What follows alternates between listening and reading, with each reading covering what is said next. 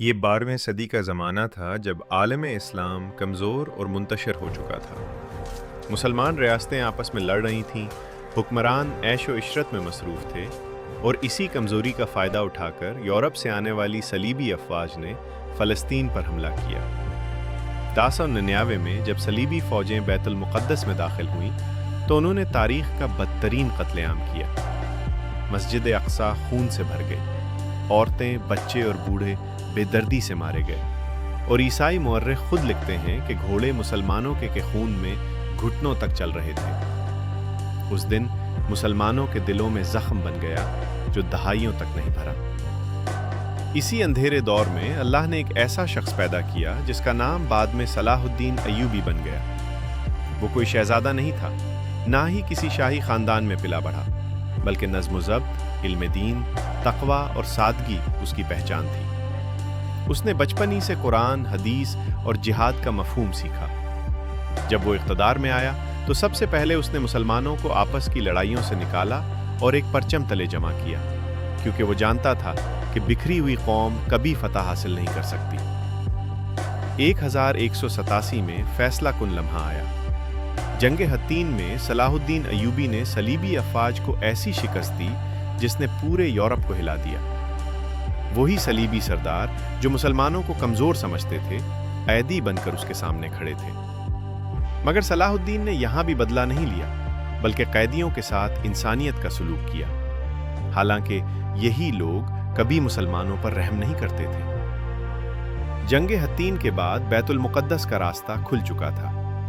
شہر کے اندر خوف پھیل گیا تھا۔ عیسائیوں کو یاد تھا کہ انہوں نے 88 سال پہلے مسلمانوں کے ساتھ کیا سلوک کیا تھا، اس لیے وہ سمجھ رہے تھے کہ اب ان کا مکمل قتل عام ہوگا۔ لیکن جب صلاح الدین ایوبی فاتح بن کر شہر میں داخل ہوا تو منظر بالکل مختلف تھا۔ اس کے چہرے پر غرور نہیں، شکر تھا۔ اس کی زبان پر تکبر نہیں، اللہ کی حمد تھی۔ اس نے شہر والوں کو جمع کر کے اعلان کیا کہ کسی بے گناہ کو قتل نہیں کیا جائے گا، عورتوں، بچوں اور بوڑھوں کو مکمل امان دی جائے گی، اور جو لوگ فدیہ دے کر جانا چاہیں وہ آزاد ہے۔ بہت سے لوگ اتنے غریب تھے کہ فدیہ ادا نہیں کر سکتے تھے۔ اس موقع پر صلاح الدین نے وہ کام کیا جو تاریخ میں بہت کم فاتحین نے کیا۔ اس نے اپنی ذاتی دولت سے ہزاروں عیسائیوں کی فدیہ رقم ادا کی اور انہیں آزاد کر دیا۔ یہی وہ لمحہ تھا جب دشمن بھی رو پڑے۔ عیسائی مورخ لکھتے ہیں کہ انہوں نے ایسا فاتح پہلے کبھی نہیں دیکھا جو تلوار جیتنے کے بعد دل بھی جیت لے۔ بیت المقدس جو خون سے رنگا گیا تھا اب امن کی مثال بن گیا۔ صلاح الدین ایوبی کی زندگی کی سب سے بڑی گواہی اس کی موت ہے۔ جب وہ فوت ہوا تو اس کے پاس نہ خزانے تھے، نہ محلات، نہ سونا چاندی۔ اس کے ذاتی سامان میں صرف 1 دینار اور چند کپڑے۔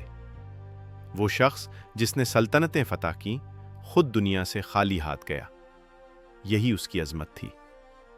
صلاح الدین ایوبی نے دنیا کو یہ سبق دیا کہ اصل جہاد صرف میدان جنگ میں نہیں، بلکہ نفس، غرور اور ظلم کے خلاف بھی ہوتا ہے، اور اصل فتح زمین پر قبضہ کرنے میں نہیں، بلکہ انسانیت، عدل اور اخلاق کو زندہ رکھنے میں ہے۔